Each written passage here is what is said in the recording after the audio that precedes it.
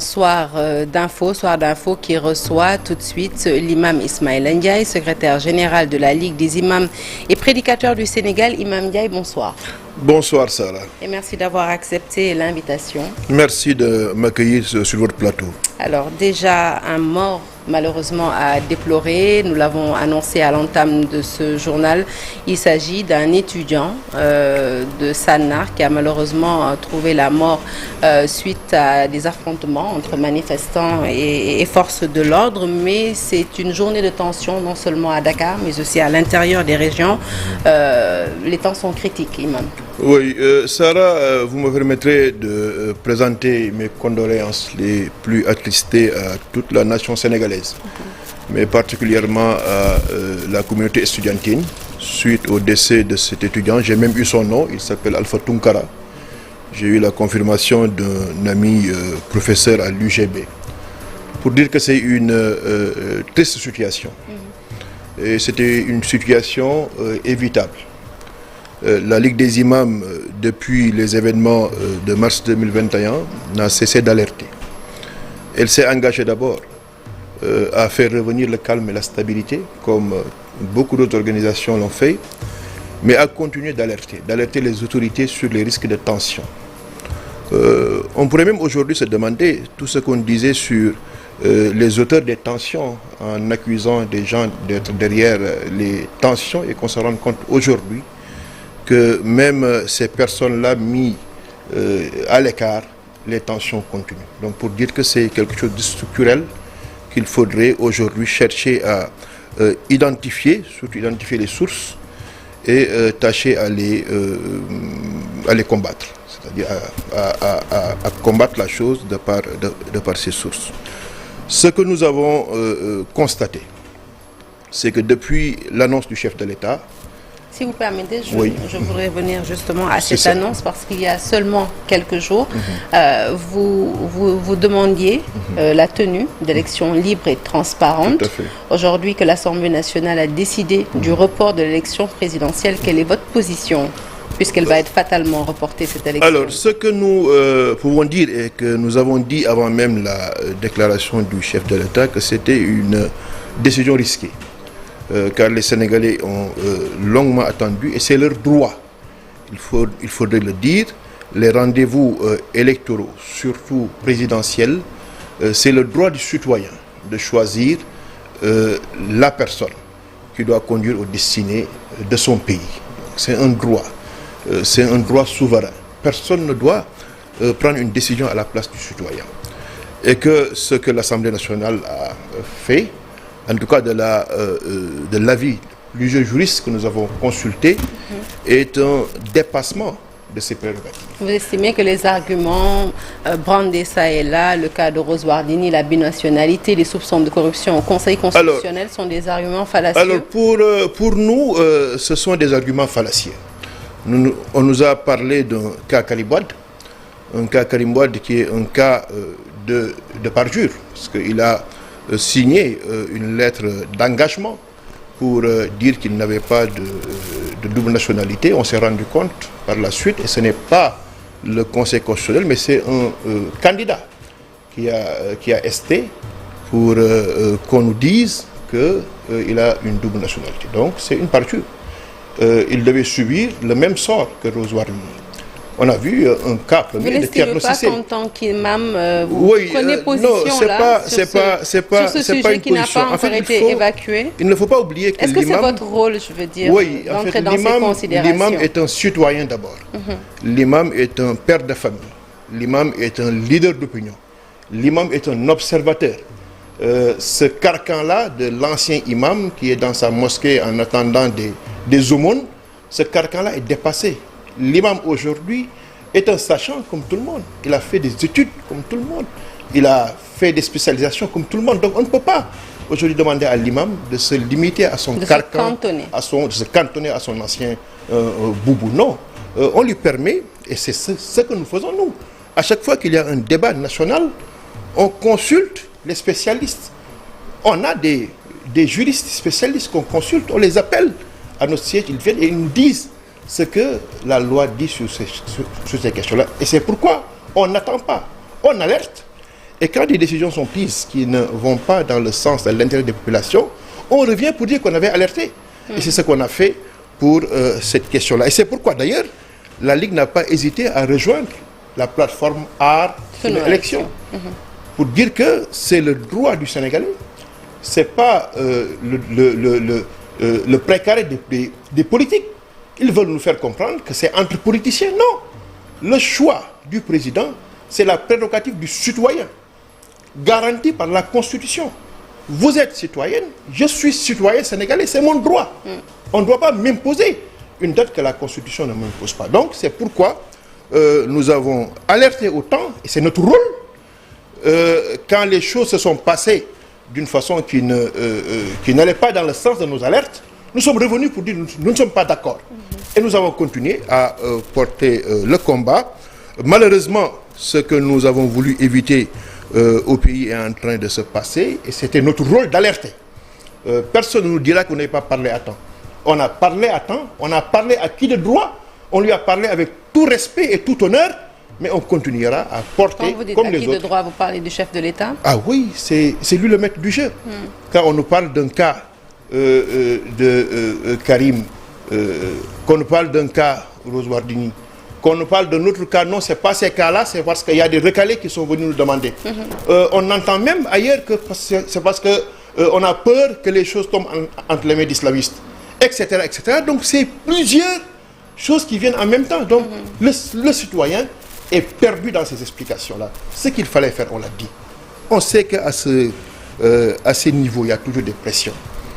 Et c'est la responsabilité du chef de l'État qui est engagé.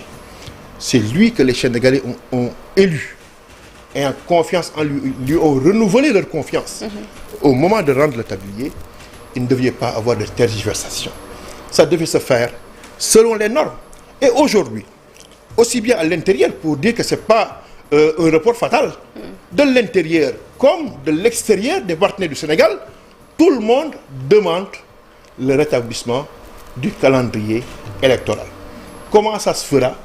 Alors là, c'est un débat de spécialistes. C'est l'objet de ma prochaine question. Comment ça se fera selon vous? Alors, qu'est-ce que vous préconisez en tout cas, puisque vous n'êtes pas d'accord avec cette date du 15 décembre? On ne peut pas donner une solution pour un problème que nous n'avons pas créé. Nous avons alerté à temps. Tout ce que nous pouvons faire, une contribution, c'est dire au chef de l'État d'user de ses pouvoirs, il en a. De demander, et ça c'est en tant que citoyen que nous le faisons, au Conseil constitutionnel de prendre ses responsabilités pour que le calendrier électoral soit rétabli. Avez-vous foi que peut-être le dialogue, cette idée de dialogue à nouveau réitérée par le chef de l'État puisse être une piste de solution, en tout cas pour l'organisation des élections, de la réorganisation du calendrier électoral? On ne peut pas être contre un dialogue. Nous sommes des médiateurs sociaux. Quand on parle de médiation, on parle de dialogue. Mais il faut comprendre cela, Sarah. Aujourd'hui, le fil de la confiance, le fil du dialogue, si je veux parler ainsi, l'élément moteur d'un dialogue qui est la confiance est presque rompu. On a convoqué à plusieurs dialogues, le président a appelé à plusieurs dialogues, et on commence à sentir que ça devient un modus operandi, qu'on fasse des coups pareils, et tout de suite après on lance un dialogue.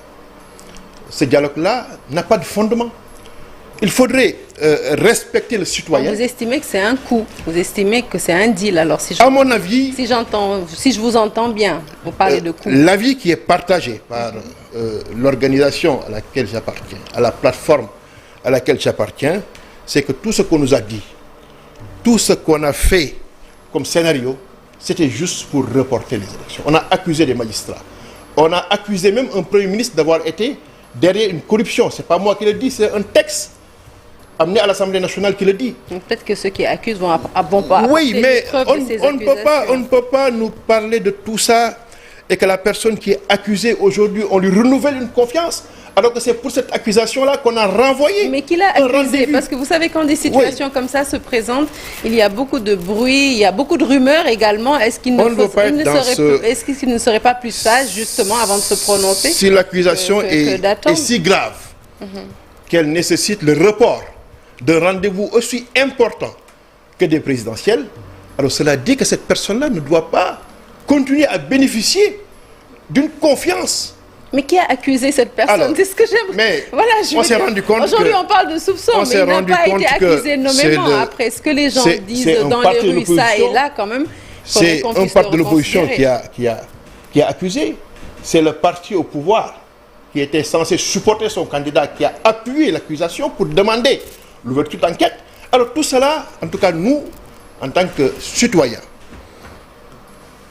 porteurs de voix, leaders d'opinion avertis, nous laisse perplexes. Et c'est pourquoi nous pensons que la meilleure solution aujourd'hui, qu'il y a mort d'homme et on n'est pas sûr que la situation va se calmer, c'est de suivre la recommandation de toutes les organisations internes comme les partenaires étrangers, c'est de maintenir le calendrier et de voir maintenant, après les élections, il y a toujours matière à dialoguer. Que les élections se tiennent à la date du 25 février 2024. Non, 25 février, on ne peut pas le dire nous tout de suite parce qu'on a consulté aussi.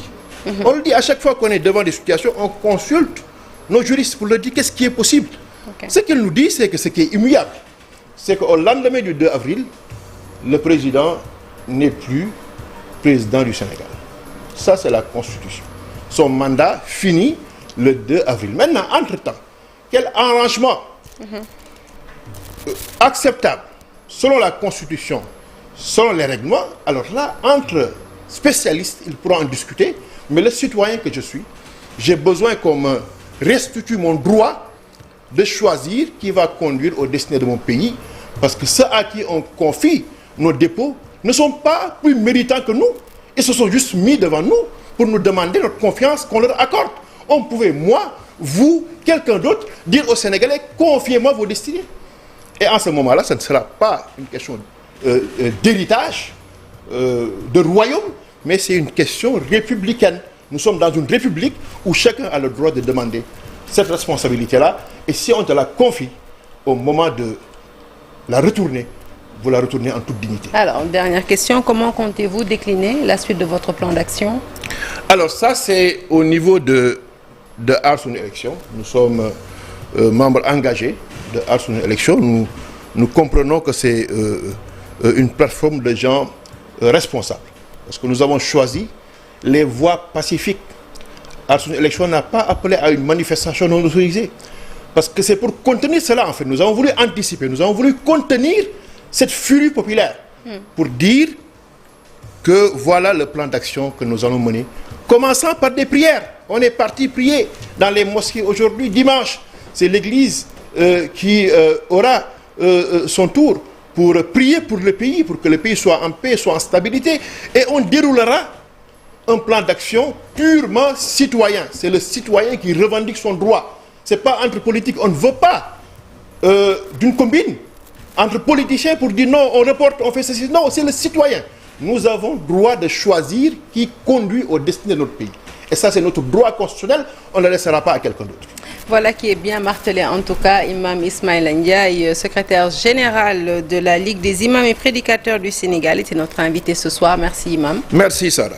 Merci également à vous de nous avoir suivis. Excellente suite de programmes sur la télévision Futur Média et surtout, bon début de week-end à toutes et à tous. Que la paix règne au Sénégal.